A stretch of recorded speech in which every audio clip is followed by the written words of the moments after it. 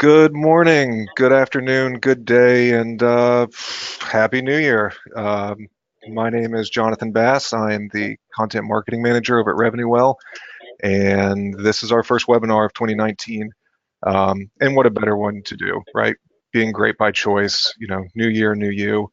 I'm really stoked about this webinar with Gene. I've looked over the slide deck and read through the presentation a couple times, and if this doesn't get you hyped, then you need to kind of check your blood sugar.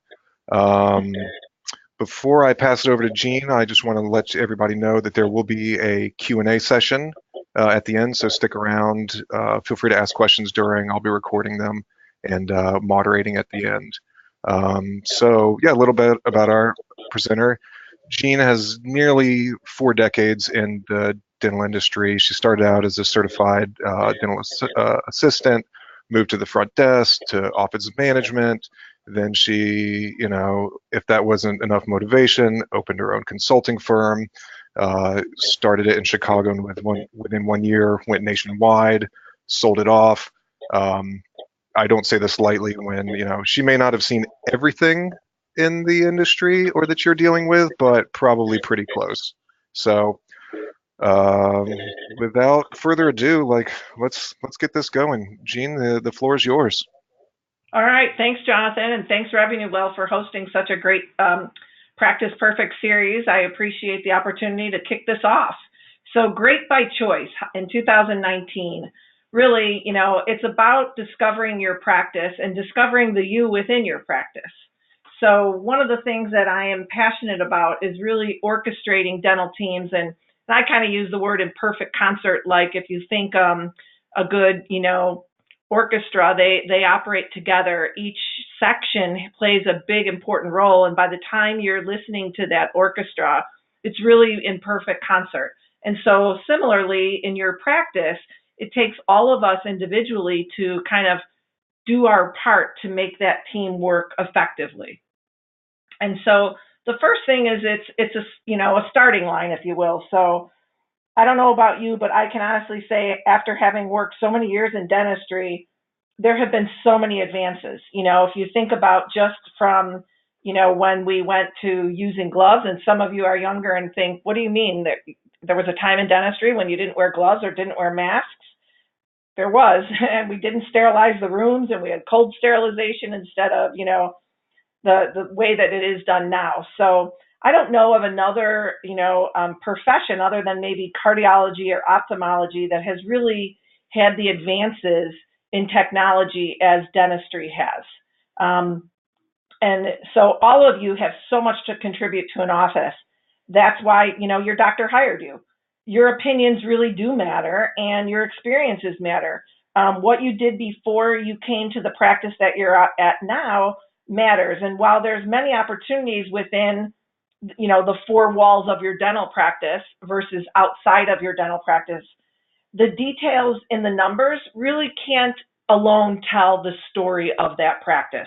So often I think a mindset or a mind block is, consultants are just worried about the numbers. And while the numbers do tell a story, they're not always providing all the details. And so what are some fundamentals for the success?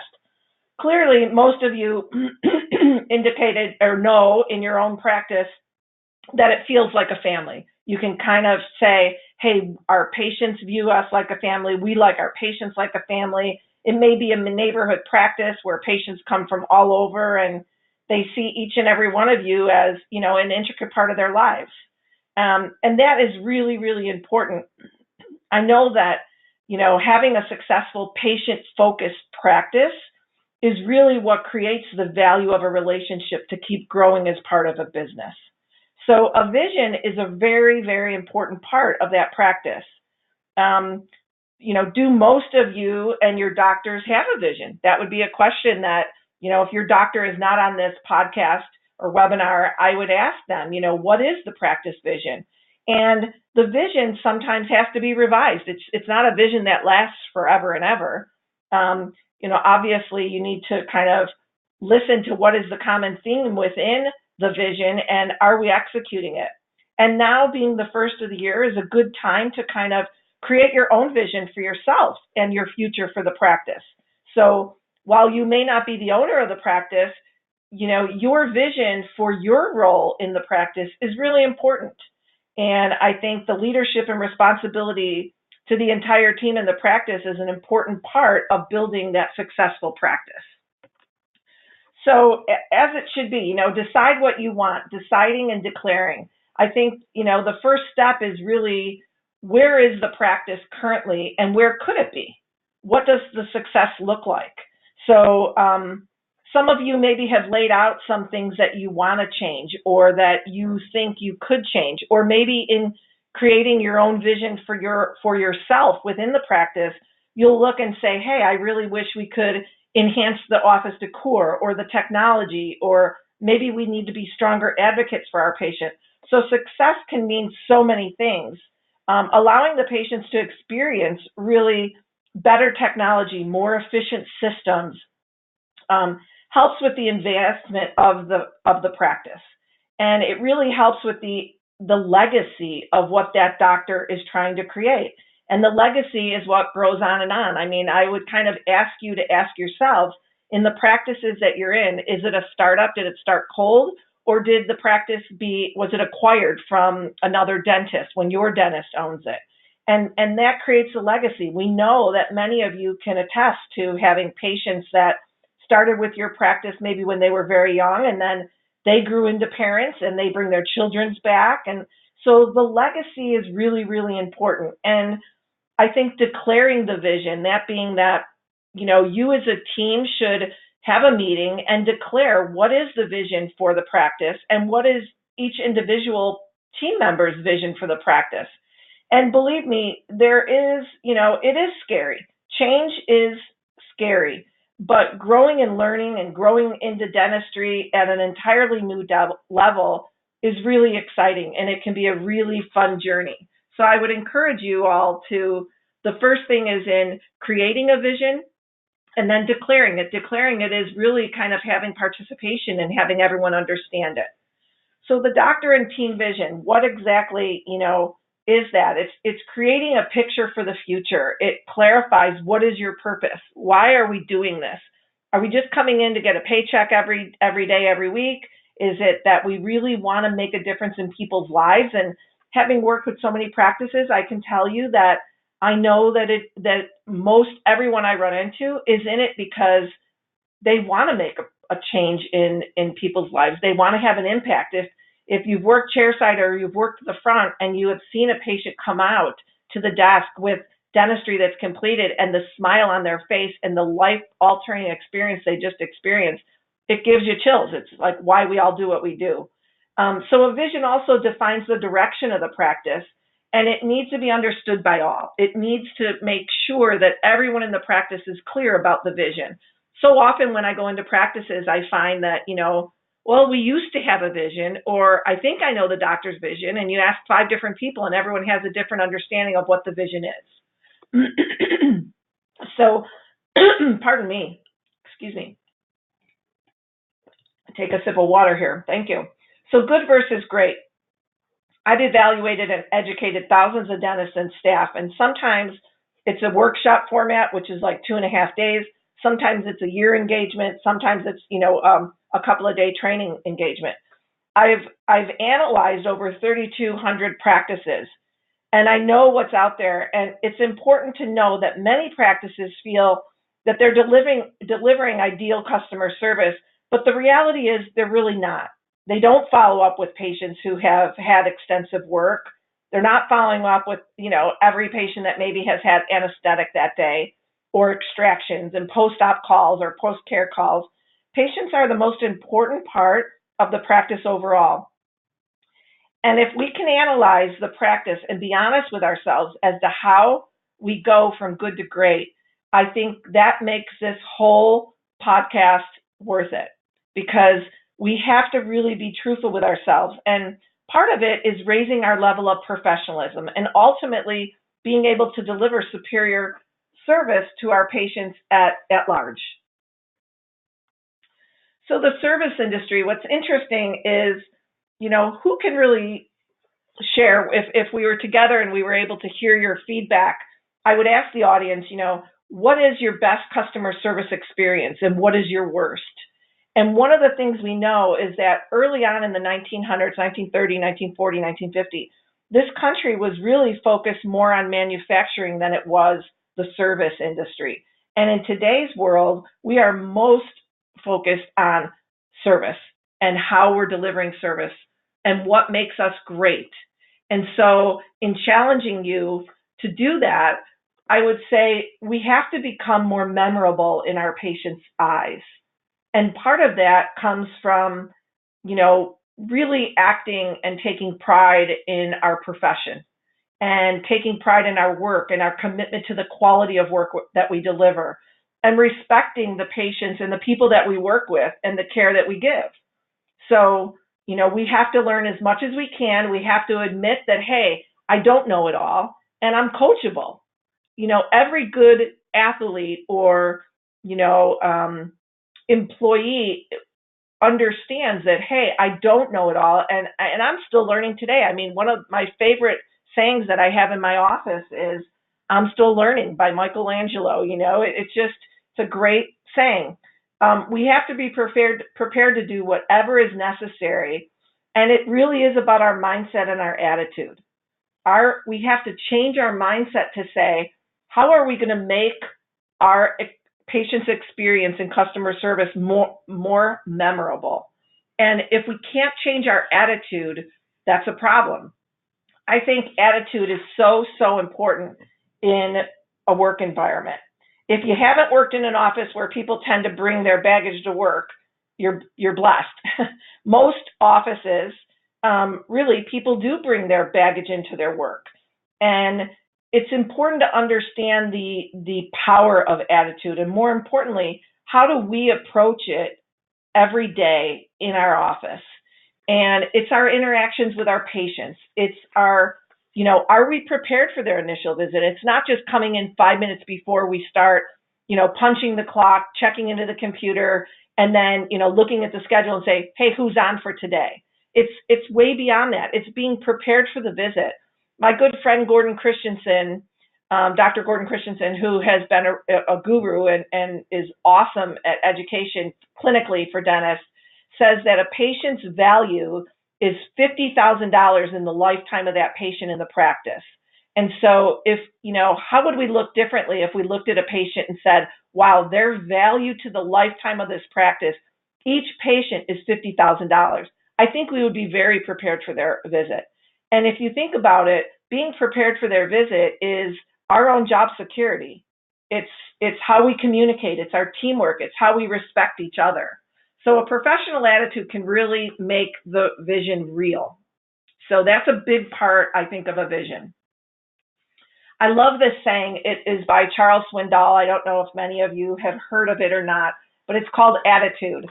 And, the longer I live, the more I realize the impact of attitude on life. Attitude to me is more important than facts. It's more important than the past, than education, than money, than circumstances, than failures and successes, than what other people think, say, or do.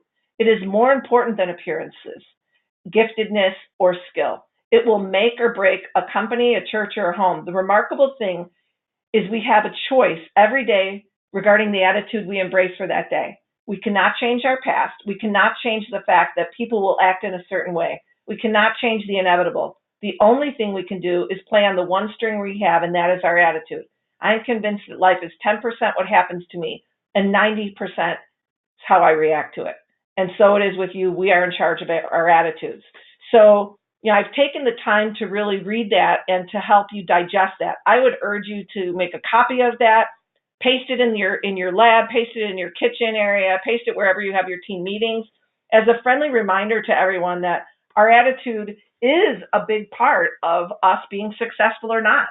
And, inevitably, usually in a team, there's one person, it's usually the same person, that has the bad attitude, that comes into work with the bad attitude, and wants to complain. And we need to make a decision as leaders in our businesses. Is that a person that is worth keeping on the team? And sometimes the answer is no. Sometimes the answer is we need to have a heart-to-heart talk, and it has to be a mindset change. So taking the first step is really believing in your possibilities. And sometimes you just have to believe it before it's true. So some of you might be sitting there and saying, oh, this is great. It's a lot of fluff. And yeah, there's some great things that she's saying, but you don't understand my practice. There's no way this can happen. We just have a lot of negative people, or we have, a lot of things that just won't change. And I would challenge you to say, whether you think you can or you think you can't, you're right. The bottom line is that you have to believe it before it's true. Meaning, when a hygienist, before she or he ever got out of school or went, you determined at that point that you were not going to fail. You said, I'm going to be a hygienist and I'm not going to fail. And similarly, it is true with a dentist. You don't get into dentistry because you want to fail as a dentist. Same thing with a front desk, an admin, a clinical assistant. We have to believe in ourselves, and we have to believe that there are possibilities for us to improve. And so I like this slide, and for a couple of reasons. One is you can kind of see everyone has their oars in the water, and you probably have seen this before. But I think together everyone achieves more, which is TEAM. Together, everyone achieves more. If we all are thinking of a rowing team, and if they all got into the boat and their oars were going in different directions, what do you think would happen? It'd be total chaos. They wouldn't even move the boat. And so similarly, the same thing has to happen in your practice. We have to believe that there's strength in our team and that we can do. Some of our strengths are, I would ask you to kind of identify what are your strengths. And if your doctor or your manager is not on the line, ask them, what do you see are some of my strengths? One of the things that I often hear is that, my staff is knowledgeable and they're kind and they make patients feel comfortable. They're open to learning. They're gentle. They're punctual. They're hardworking. They're kind to patients. They're organized. They're calming to patients. They have a lot of knowledge. They're friendly. And socially, they make patients feel welcome. So in looking at your own strengths, really look and say, what are the key components that make this a great place to work in? And what can we do as a team to help focus on our strengths instead of on, our negative, on what our weaknesses are? We all have weaknesses. We can focus on, hey, what is my weakness and how am I going to turn that into a strength? How am I going to make that be different in this practice? And we're going to face challenges. I expected things, that you're going to have challenges in your practice. You're going to have challenges with executing visions. I love the saying by Muhammad Ali. It's lack of faith that makes people afraid of meeting challenges. I believed in myself. You have to believe in yourself. Is accepting treatment a challenge? Of course it is. Sometimes patients just don't readily accept treatment. Is making dentistry affordable a challenge? Yes, it is. You can't always, you have to have the skills to be able to make dentistry affordable to patients. So you have to believe in yourself, bottom line. And change requires responsibility. It's going from where you're at now to where you want to be. And it takes some change and risk. And so how I see it, you have two choices. You can either accept the choice to stay right where you're at and are responsible for that choice that you're going to stay right where you're at, or you can take the risk of creating the practice and the career and the relationships exactly the way you want them. And, there's an old saying, and it's, the pain of change has to be so great before you change. So if you think of someone that maybe has been through a divorce or a breakup, the pain of that relationship has to be so strong before they say, I'm ready to make that change. And so I would challenge you within your own practice, within your own self, to say, what is it that I can do that can be better and make myself happier? So you have to focus on what you can control. You can control, what's happening in your 10 by 10 operatory. Most operatories are 10 feet by 10 feet. So you can control what happens within the four walls of your dental practice. You cannot control the economy. You cannot control things that are happening outside your practice. So we can only change what we do in our own office. we can make the difference in our patients' lives and our own lives. And so realize, that obviously there are some outside influences. You may be in an area where economically, let's say, you have a lot of industry that is manufacturing or automotive. And within that area, you are feeling an economic downturn in your practice. While that could be a fact, you still have to look and say, what can we do internally to keep the patients we have, to make sure that those patients that are going through that economic horribleness with like losing their jobs or closing a plant or whatever, how can you change that in your own world? And so the reality is not all people can do what we do. I mean, how many of you can say that, you've had relatives that have said to you, you're in dentistry? Ew, I could never do that. I couldn't stand being in someone's mouth all day. Yet we're really passionate about what we do. I know from having dealt with so many people in the industry that we're naturally caregivers. That's what got us into this field is we like caring for patients. We really enjoy the fact that we can help those patients and save lives. Are we like an ER and saving people that are having a massive heart attack? Of course not. But we can influence their health. We can influence them about their ideas about what they're thinking about in dentistry. So dentistry is a great community to belong to, in my opinion. Again, I hate to use the analogy of cardiology or ophthalmology, but cardiology, replacing a heart and helping someone live a full, healthful life is amazing to me. While dentistry, we're not replacing hearts and we're not changing eyes in ophthalmology and really doing the advances that they have in that industry, we really can improve what we deliver to our patients. And so I would challenge you to look at what advanced delivery of care, that you are providing that we didn't have 10 years ago, 15, 20, 30 years ago. Look, we have, digital x-rays, ultrasonic instrumentation, CAD/CAM technology. We really are more on the service industry end of what our patients belong or deserve to have. So the patient is the most important person. If you focus on, being a patient-centered practice, everything else will come. And I know that sounds so idealistic, like, oh, really? Just focus on the patient and everything's going to come. We're going to hit our goals and things are going to be the right way that the doctor wants it. And the answer is yes. And I have a saying, it's called BLT, and in a seminar I'll say, how many of you like BLTs? And several people hold up their hands, some people hate them, whatever. It doesn't matter. It's just an acronym for believable, likable, trustworthy.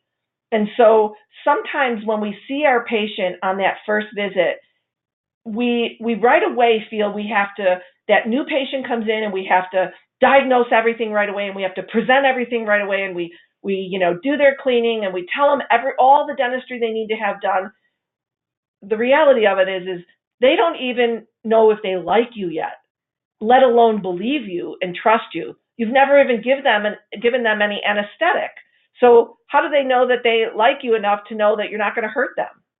So I always encourage practices with new patients that while you, I know as a clinician and as staff, can easily diagnose today and you can say exactly what that patient needs, I would urge you on that new patient visit to do what you're going to do. If they're seeing the doctor first or the hygiene first, do what you normally do, but then have them back for a simple filling or a simple procedure / consultation.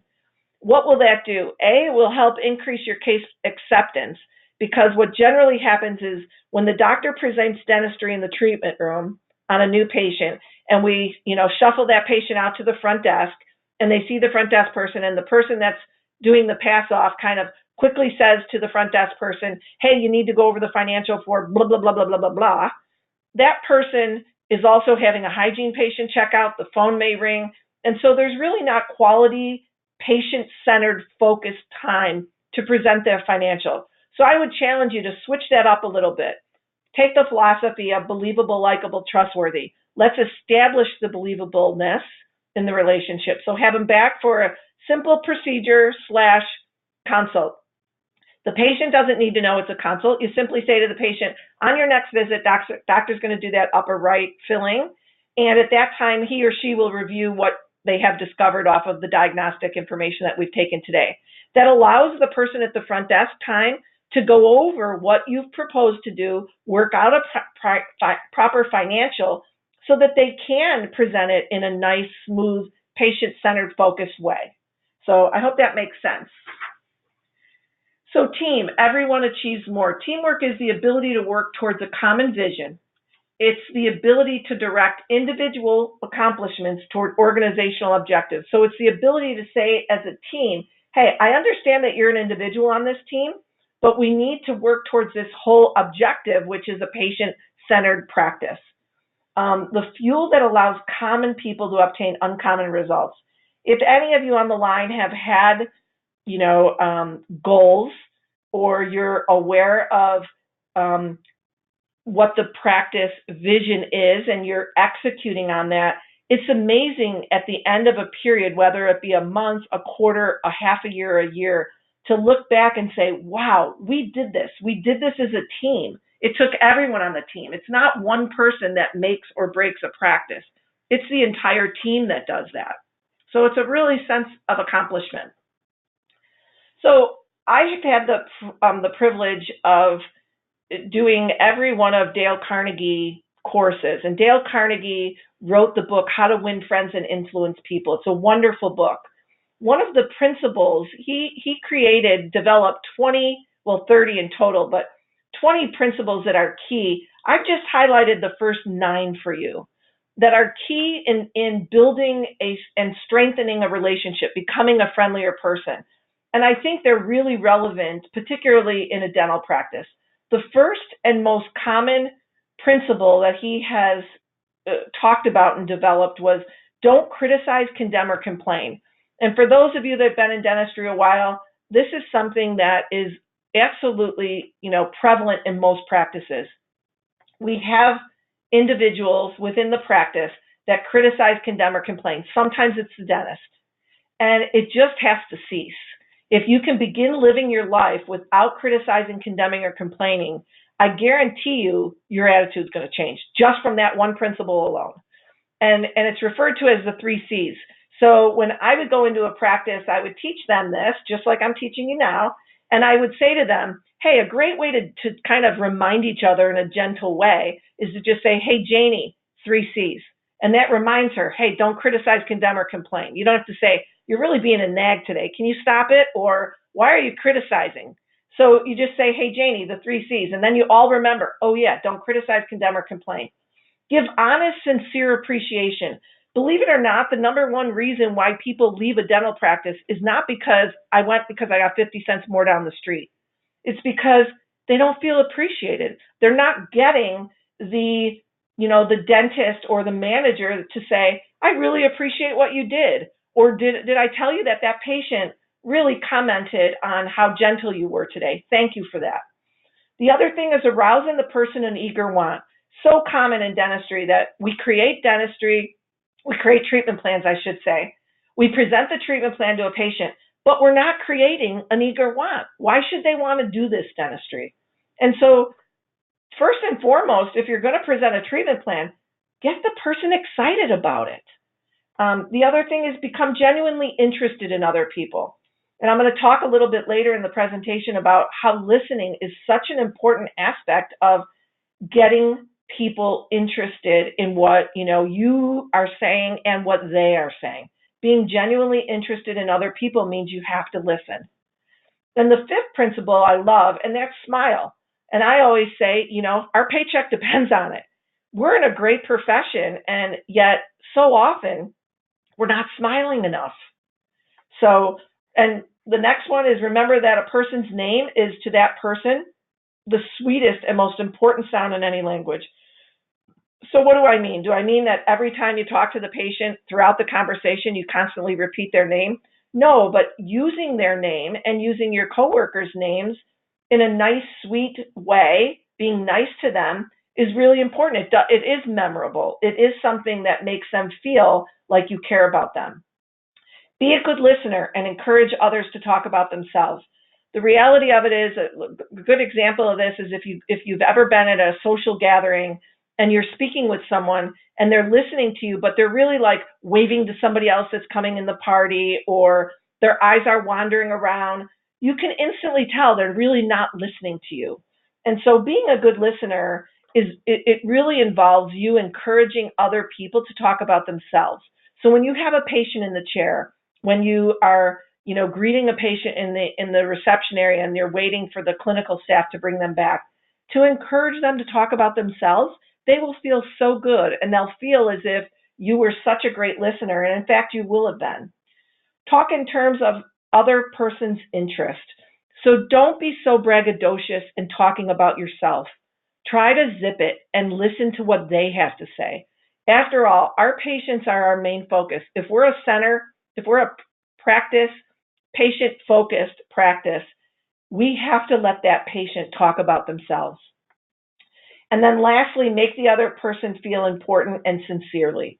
So, nodding your head, oh, yes, I understand, or surely, oh, I can appreciate what you're saying. Those kind of words and nods and make a difference. People feel as if you're in tune to what they're saying. So going from good to great, really, it's fun in that, complacency is the key reason why we have so little that becomes great. People just become complacent in that, well, I've always done it like this in the practice, so why would I change? Or if I change, no one else will change, so therefore I'm just going to stay the same way that I've always been. Think about it. We don't have great schools principally because we have good schools. We have great schools because it's a model for other schools to say, wow, that school did it that way. Why don't we try it? I think we could make our school better. Same thing, look at Florida, those children in Florida at that shooting. I mean, holy cow. They had such an impact on society and really making aware everyone to gun violence, and they took their school from being a good school to a great school. We don't have great government and right now. We don't particularly, but we can avoid that conversation. But we don't have great government principally because we have good government. We have great government because our voices need to be heard. We want to execute. So few people attain great lives because it's just so easy to settle for a good life. So I would challenge you, do you want a good life or do you want a great life?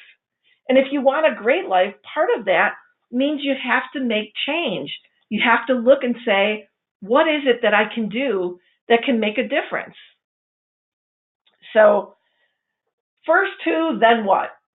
People are not your most important asset. So in business and in dentistry, a big common factor is, your people are your most important asset. And I say the right people are your most important asset. It's, finding the right person, getting them on the right seat in the bus, getting the wrong people off of the bus altogether, and making sure that the people that are right are in the right seats. So maybe there's a person on your staff that you feel like, oh, she just needs to get off the bus, or he just needs to get off the bus. We need to get rid of that person. Maybe they're just in the wrong seat on the bus. Maybe they're a great person. We've just put them in the wrong role. And so not everyone needs to get off the bus because they don't conform to what we're doing in the practice. Again, it's driven by, what is the vision? Does everyone know the vision? How can we be great, or how can we be, going from good to great if we don't understand what the vision is to begin with? So really important. So how does this all fit into the big picture of the practice? Well, the reality is that, one of the things is customer service and employee morale is a big factor in how patients view our customer service. It's the positive vibes and the energy versus the negative. It's the positive image versus the negative image. It's, how we come to work, how we're dressed for work, how we behave at work. And so, what exactly is customer service? Why is it so hard to define? So I think you have to pay attention to your, the actions that you have in work and the facility itself. How does it look? I know that I've been in practices where, when I was a staff member, had found that there was times in our practice that we had to say, shh, we have patients out in the waiting room, because we get talking and we forget that those patients are there. And if they hear you talking about another patient, what do you think they think? That you're likely talking about them when they're not there. So it's what we see, it's what we touch, it's what we smell, it's what we hear first that stirs us in a positive or a negative emotion about a business. It's like, I've often used the analogy, if you went into a really good Italian restaurant and you walked in the door, and the minute you walked in the door, you smelt the smell of like a moldy, wet rug, you instantly would have a negative emotion about that restaurant, even though someone might have said to you, oh, this is the best place ever. So I would urge you, when you walk into your practice, what is it that you see, that that's being touched? Is it dirty? Is it clean? Are there flies in the lights above the chairs in the overhead lighting? Are there, is there dirt in the corners? How does it look? That's the first thing. And really kind of analyze it from that perspective. So an attitude, we know, is a contributing factor in customer service. So dentistry has a lot to offer someone with the will do and versus the can do attitude. So while you may have an employee that comes and applies for a job and they say, you know what, I can do it all. I've been in dentistry 35 years or 25 years or 20 years and I know it all. I would much rather have a person with a will do attitude, meaning I don't know it all, but I'm willing to learn. I'm willing, I can't do everything. I'm not really good at impressions, but I'm really good at x-rays. So attitude is the key factor in the cycle of self-development. So let's look at what is self-development. First, it begins with attitude, then knowledge. That's the next stage in the cycle of self-development. And then you have to practice what you gained in the knowledge, and then you have the skill set. So attitude is the need to, the want to, the can do, and the will do. It starts with that. When you're learning a new skill, think of even a new skill when you first learned digital radiography, or if you had CAD/CAM technology, you thought in yourself, there's no way I'm going to master this. But then you gained the knowledge. You understood the techniques and the processes. This is where most training stops. Why? Because we don't want to put in the time it takes to practice. Practice is practicing your training and with coaching to get better and better. Practice is where you make it permanent. So it's where you take your knowledge and you say, you know what, I've mastered it. It's permanent. I understand it. It gives you the competitive edge. It's where you can say, I'm so much better than this other practice. We're so much better than this other practice because we've mastered it. And the skill is really achieving new levels of performance, so that the skill is knowledge and practice at its peak. It's where you can honestly say, gosh, in the beginning when I learned digital radiography, I was so nervous I was not going to be able to do it. And now I've mastered it. It's a skill set that I have that's really good. I'm even able to help others on my team to master it. So then you've got accountability, understanding accountability. The common problem in practice is that everyone is accountable for everything. Meaning, if you've got two people at the front desk, yet everyone does scheduling for both hygiene and doctor, if there's holes in one of those schedules, who do I go to? Who do I hold as a leader, the dentist, the owner, the office manager? Who am I holding responsible for that particular schedule? And so I find that, if everyone is collecting money and collections are low, who do I hold responsible? I go up to the desk and I say, hey, why do we have holes in the schedule today? And both of the people at the front desk kind of say, they point at each other. It's like we both do it. So accountability is at the very heart of delegation. You have to delegate who's responsible for what, and you have to hold them accountable. And being defined and communicated, you can't just say, you're responsible for collections, you're responsible for doctor's schedule and keeping it filled, and you're not giving them any clear job description to hold them accountable. You have to be very clear. If you're going to say, hey, I'm going to hold you accountable, or you're being told you're going to be held accountable, your first question should be, I need a clear job description with parameters. Is the percentage that I have to collect 98% or 60%?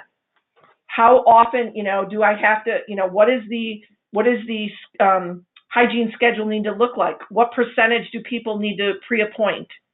So that type of thing. So there's two types of accountability. There's individual and there's shared accountability. In individual, each team member is individually accountable to a manager or a leader, and obviously they perform their own responsibility to make it the performance for the whole team. Shared accountability, and there are going to be some shared accountability in the dental practice. You share that, and then obviously you have shared goals, and it's for team efficiency. Both are important, but I think in general, if you have systems in the practice, which there's 20 business operational systems, roughly, give or take 5 or 10, depending upon who you talk to in the dental industry. But generally, we know there's business operational systems. Within those business operational systems, you need to make sure that you have accountability and you're understanding what your job responsibility is. So remember earlier I said that I would talk about being a good listener. There's 3 ways that people listen. You either listen about, you listen for, or you listen to. If you're a person that is listening about, you're really not active participant in the conversation. You have a tendency to fade in and out. You're not concerned with what the other person is saying. What's an example of this? An example of this is you're in the operatory. The patient may ask you the same question that you've heard 300 times before, and so you're really kind of fading in and out. You're not engaged in the conversation. Listening for is looking for an opportunity to speak. So the person is talking, you're listening, but all you're doing is you're analyzing or you're prejudging the content before the person is even finished speaking. So you're thinking in your mind, what can I say to rebut this? How am I going to answer that? I'm going to tell her this. I'm going to say this to him. So you're really not listening to. Listening to is being involved mentally, and you're present for the conversation. You're reading between the lines. You're asking, and you're making clarifying questions and statements. So if I understand you correctly, Mary, what I think you're saying is that you're frustrated with me because I'm not getting the room set up in a timely manner, or whatever it is. So trust is the most sincere form of listening. Overcoming workplace negativity. This is a common problem, obviously. Some of you are saying like, hey, I like what I'm hearing, but how am I going to make that happen in my practice? We have so much negativity in our practice. It's just hard. Well, the first thing, you can say, change your attitude, get the vision in place, set some goals, be enthusiastic. Sometimes having a sense of humor is a great thing. If you can cut a joke or have some humor in a situation, it diffuses the tension that is existing. And the human relation principles, those 9 human relation principles that I laid out earlier in the slides, I would kind of challenge you to go back and ask yourself, which human relation principle that I laid out earlier, if you used it consistently, would have a big impact on your relationships. And it could be relationships in and out of the practice. And which principle are the most difficult to use with people or situations you don't like, and why? One of the things that I can tell you is I posted those principles on my refrigerator when my kids were growing up. And it was so interesting. Be careful what you do with kids, right? It might come back to bite you. And my kids would say, Mom, you're criticizing, condemning, and complaining. And, it was a great reminder for me to say, you're right. And I also would post that attitude on my refrigerator because I wanted us as a family to try to have a good attitude. Does it always work? No, of course not. But you can try your best. So what are some keys for getting your team to be more responsible? One is being a good listener means by leading by example. So even though some of you on the phone may not be a leader, quote, an office manager or the dentist in the practice, it doesn't mean that you can't be a good leader by example, by sharing, hey, I listened to this podcast or this webinar, and I'm really going to make an attempt to not criticize, condemn, or complain, or I'm going to make an attempt to really be listening to from now on. So effective communication is the foundation for really building effective teams. That's important. Encourage, don't discourage. If somebody makes a mistake, it's okay. Establish a culture where you recognize success and you avoid blaming or, for failure. We're all going to fail. It's okay to fail. It's identifying that, hey, I failed, I picked myself up, and I'm going to adjust my attitude. If you're a manager on the line, I would encourage you to not micromanage. The best managers are ones that manage the system and lead the people. Meaning, instead of micromanaging, look at the system. Is the system set up the correct way? Are there failures within the systems? Are there weaknesses within the systems? If there is, maybe you're coming down on the people instead of looking at the system. And be available should team members need assistance. It's one thing to say, I've already gone over this with you. I'm not going over it with you again. That's not the good approach to take. The approach to take is to say, hey, I feel like we've reviewed this. Perhaps I failed you as a trainer. I thought that I was getting my point across, but obviously I'm not.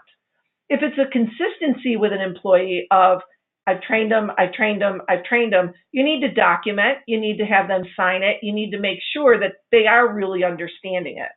And then always recognize good effort and reward it. So what is your personality? There's team roles, and obviously there's 4 tendencies that are identified in the roles underneath here. I'm not going to go through all of those roles, but I find that they're very interesting in that they do play a part, and you can probably look at these 4 categories and say, how am I? Which one am I? Am I a visionary? And am I an achiever, a facilitator, or an analyzer? And so these are great, just an overview to kind of put yourself in, looking at your colleagues, your coworkers, and saying, which one are they? I think it's a good thing. Personality profiles and reviewing personality profiles as a team helps you to really kind of understand the team unit, the dynamics of the team, and enables you to kind of move forward and accept people for who they are. So practice and team focused. One of the things is the first is, really kind of, we talked a little bit about this, but the business image. How does the business look? What does it feel like when you walk in the door? What does it smell like? What are you seeing? Changing that business image. It may mean that, we need to scrub things down and get a deep cleaning. It may mean that we need to buy a gallon of paint. I mean, I can't tell you how many times I've asked dentists, how many times do you paint your home or paint the inside of your home, your living room, your kitchen, your bathroom? And I'll have dentists say to me, oh, my wife is making me, or, we hire a painter every other year, we're changing the color. And yet I look around their office and I say, when was the last time you painted the reception room? Oh, it's been about 15, 20 years. Well, guess what? It's time. A $20 gallon of paint makes a huge difference in the image of the practice. If we have dark old paneling in our practice, paint it, make it cheerful, make it brighter. So those are things that, you may go back and make a suggestion to the team or the doctor or the owner. Professionalism, not just taking your scrubs and, if they're not being professionally cleaned, taking them out of a bag and putting them on and they're wrinkled, making sure that you present yourself clean and fresh, and that, it's not just pulling your hair in a ponytail and running off to work and getting in 5 minutes before you start. It's not getting into work and then having to brush your teeth from your breakfast and put on your makeup. That's not what you do at work. You come in, you're prepared, you're ready for the day. Customer relations, really understanding what is a patient-centered practice about. And then your telephone skills. How are you handling patients on the phone? So again, I kind of mentioned this earlier, managing the system and leading the people. Liability issues, the largest single operating expense in any budget, in any overhead, and some of you have heard the doctor say my overhead is high or what have you. The largest expense is people. It's your overhead is your staff. So my suggestion is helping the staff take ownership of what they're doing by helping them know the systems in your practice so they can commit to excellence and knowing what they need to do. So getting things completed really means that, you've got to work together as a team. You've got to have a proactive attitude. You have to have a clear vision. You have to have clear job descriptions with accountability. And that's what really helps making sure that things get completed. Obviously, having action plans and having goals in mind. So what are fulfilling obligations? One is, making sure that we are aware of what the values and the goals are. If you set a goal, develop an action plan. How are we going to get it done? Commit to each other as well as to the client, that being the patient. Prioritize your task. What are we going to do? My God, we have 12 things we have to do. We have 15 things we have to do. What's priority in this practice? What do we really want to do as a team? Ask for help when needed. It's okay. Teamwork is essential to fulfilling obligations. Be responsible and make sure you follow up and communicate. So it's one thing to say, it's the beginning of the year, I'm going to start this diet, I'm going to work out, I'm going to do this, I'm going to do that. But if you have no follow up, if you have no commitment and communication, you're probably going to fall off the bandwagon by the third week of January. Same thing in the dental practice.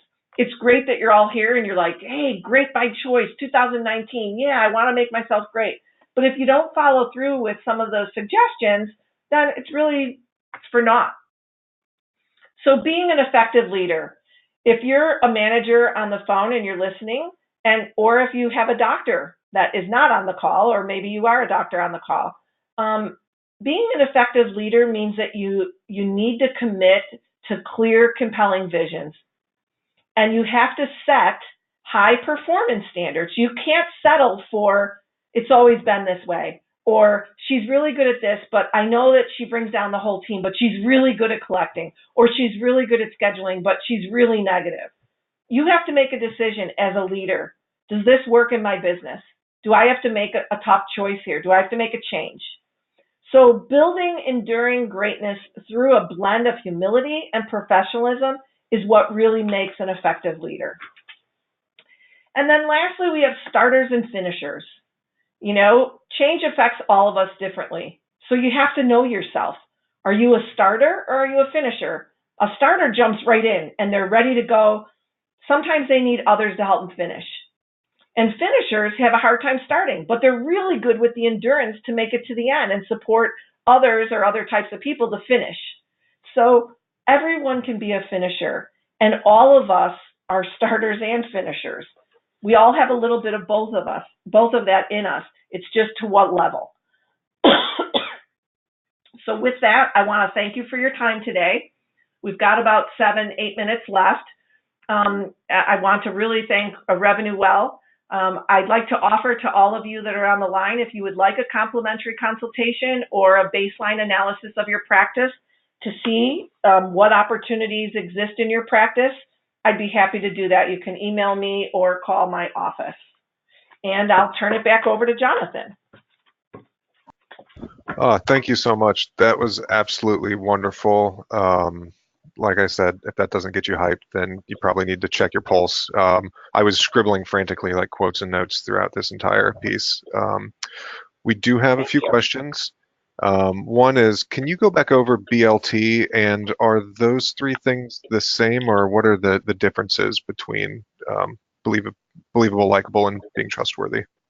Okay, so believable is, when you first meet a new patient, they don't, if you're presenting a full treatment plan to them, obviously if it's one simple filling that they need as a follow-up, you would present that at the time of the service. But if it's multiple fillings and maybe a crown, they don't even know that they believe you yet. They don't even know you yet. They've just met you. So think about your own relationships. When you meet someone socially, do you immediately believe everything they say? Absolutely not. You've got to determine, do I like this person? Do I even like this person? So it's the same thing with a dentist and the dental team. You have to become believable in the patient's eyes. They need to figure out, yeah, I think I kind of like them. I really like the front desk and I like the hygienist. I'm not crazy about the dental assistant, or vice versa. Or I love that whole team. Wow, that was a different experience. Think about it like this. When a patient comes into your practice, they're comparing the visit that they've had at your practice with every other practice they've ever been to as a patient. When I've done surveys, the average patient and even staff members have seen on average 3 dentists in their lifetime. So if they're walking into your practice, they're comparing that experience to every other practice they've ever been. So believable, you want to get them to believe you, obviously, but before they can believe you, they have to like you. And then they have to trust you. You have to be sincere. You have to be genuine. You have to listen to, like I said in the slide.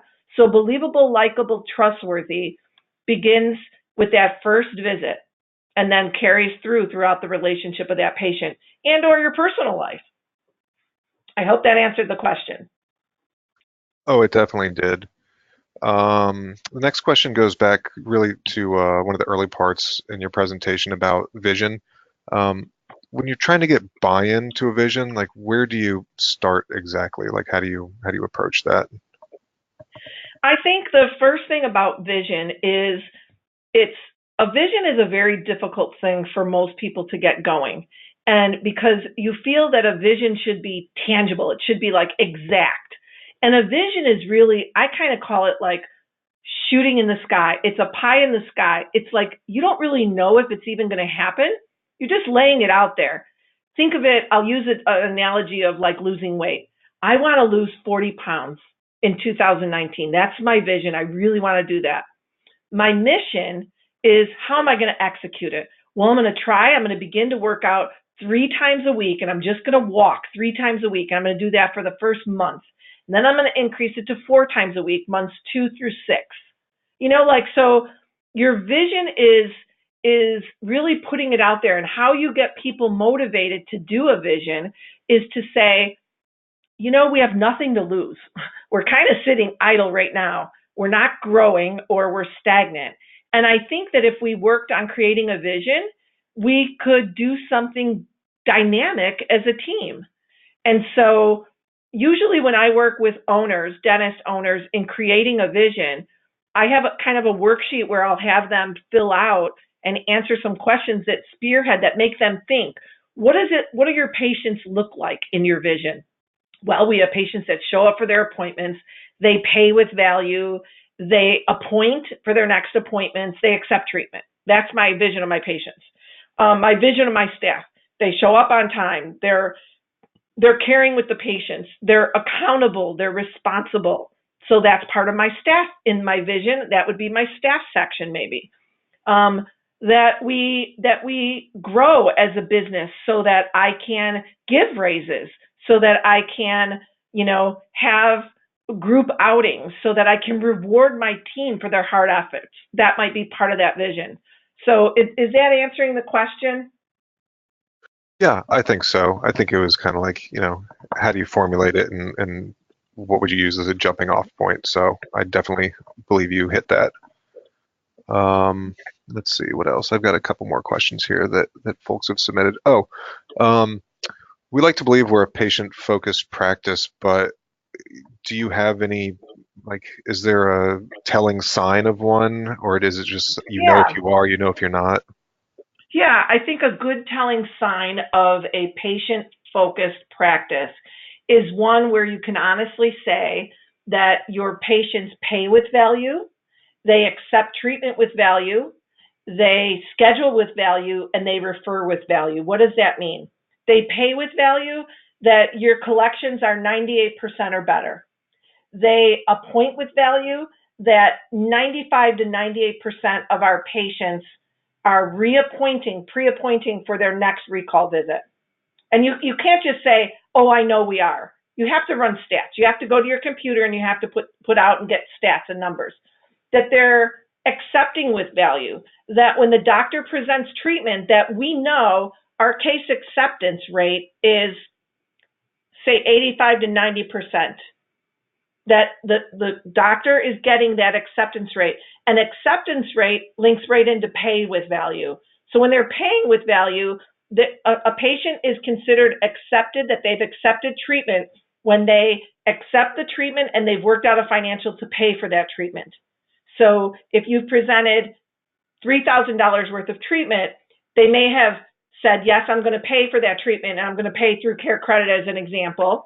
And they've scheduled their first appointment for that treatment. Not that, okay, we've got 100% case acceptance because we presented $3,000 worth of dentistry and they said they were going to do the first filling.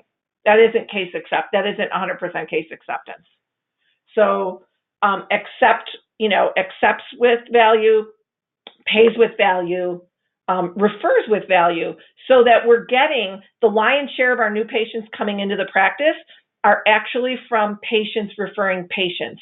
And part of that is an internal marketing methodology. It's making sure that, we're writing handwritten thank yous to patients for referring other patients. So hope that helps. It definitely does. I know we're right up against it, but I have one last question here, so we'll try and squeeze it in. Sure. When you said that like accountability is the heart of delegation, how do you decide when and who to hold somebody accountable? So this practice kind of is in the situation where you mentioned like with two front desk people. How do you decide who's accountable for what action? Or are they both accountable for the same thing? I generally, in a two-person front office situation, you have to, in order to hold people accountable, in my opinion, you have to delineate who's going to do what, who's going to be responsible for what. So if one person has a stronger skill set in collecting, as an example, they would be more of the financial coordinator. If one person has a skill set of scheduling, they may be the financial coordinator would be responsible for doctor scheduling, and the other person would be responsible for the recall system, the patient focused, patient relationship role is what I call it. And that is the hygiene department as a whole. That's a critical department. That is the life vein, the blood vein to a practice. So it's not to be undermined like, oh, I can't collect money and I can't schedule the doctor's schedule. It's a critical role in making that practice successful. So I would delineate those two roles to those people to make sure that they then can be held accountable for those actions of those two roles. Excellent. If that So if that person wants to talk in more, I'm happy to talk with them offline on that if it's not clear. okay, wonderful. Yeah, so it's like assessing a skill set and then setting the individual up to succeed.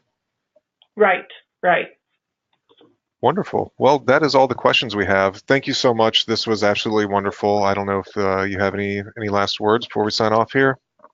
No, I just want to thank everyone for their time, and I'm passionate about what I do. And if you, like I said, if anyone wants to discover the opportunities in their practice, it's complimentary and be happy to help. So thank you so much. Awesome. Well, thank you, Gene. Thank you, everybody, for attending, and have a great rest of the day. Okay, thank you. Bye bye.